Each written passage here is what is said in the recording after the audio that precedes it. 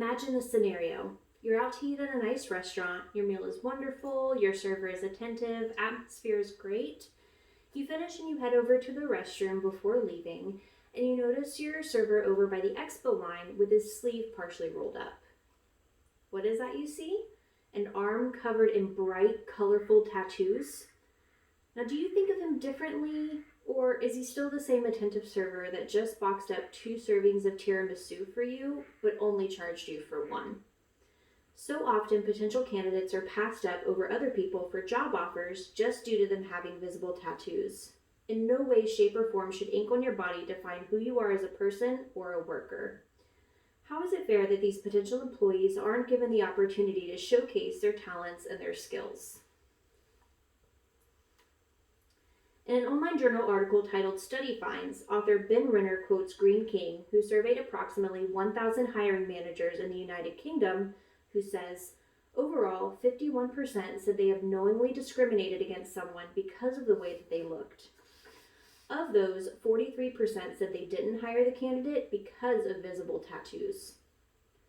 Chris Henley, an associate professor at Colorado State University's College of Business, makes this remark in the article, "What are an applicant's tattoos telling potential employers?"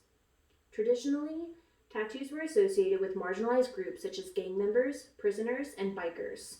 For example, tattooed individuals may be assumed to be impulsive, rebellious, untrustworthy, and unreliable. In a hiring situation, we often have limited information about job applicants, which may prompt us to rely on these stereotypes. Some managers aren't hiring these tattooed employees because of the misguided fear they might scare away customers or might make existing customers want to leave and never come back. When according to Fox News, 97% of American adult consumers wouldn't change their current shopping habits if employees had visible tattoos or piercings. As long as the customers felt like they had the same quality and pricing, they didn't care about staff covering up their tattoos for work. In reality, 61% of American adults have a tattoo or a piercing. Therefore, patrons will show preference to companies that allow staff the freedom to have visible tattoos in their workplace.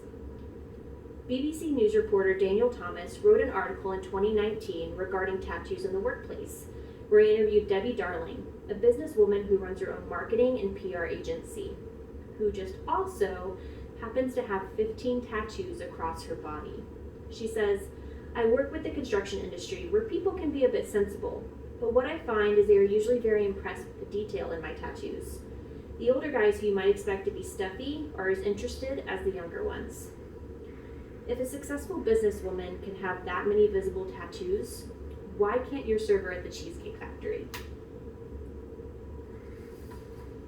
We, as a group of human beings, really need to destigmatize the stereotype that often comes with tattooed people.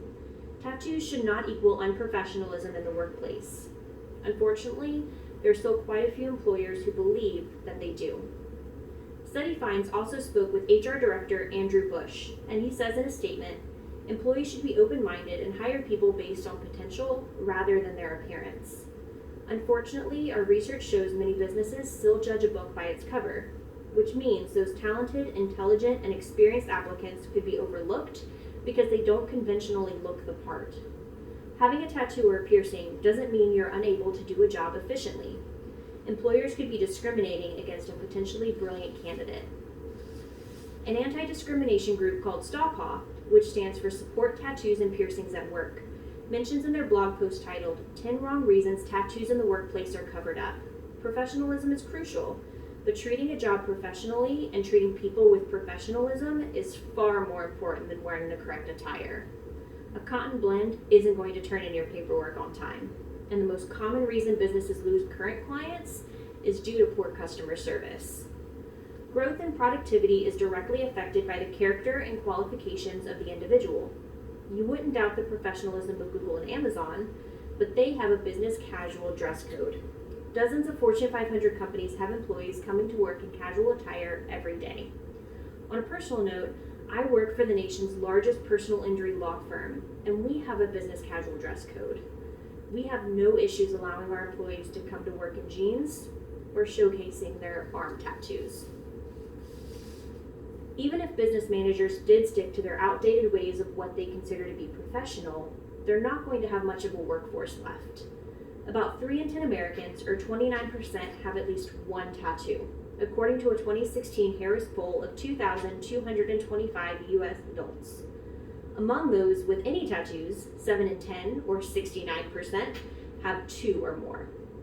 According to author Dana Wilkie in her article, What Are an Applicant's Tattoos Telling a Potential Employer?, tattoos are especially prevalent among younger Americans, with nearly half of millennials and over a third of those belonging to Generation X saying they have at least one, compared to 13% of baby boomers. Millennials and members of Generation X are also far more likely than their elders to have multiple tattoos.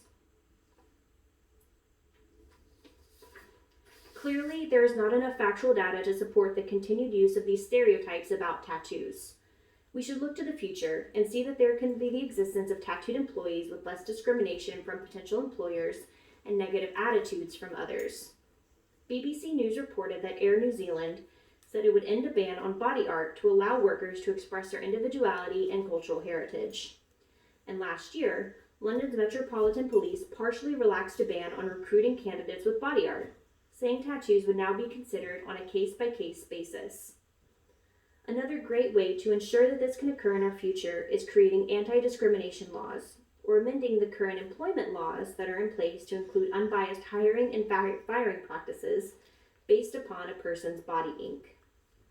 Legal director at the GMB Union is quoted by BBC News as saying, "There is no absolute legal protection for body art. Only employees with a protected characteristic under the law have the absolute right not to be dismissed because of that characteristic. Having a tattoo does not amount to a protected characteristic." We need to see people for who they are, not what tattoos they have on their bodies. Take a look at their personality, their demeanor, their work ethic, character traits, and the skills that they possess. To reaffirm, tattoos are not unprofessional. An employer should always allow a person, along with their resume, to speak for themselves.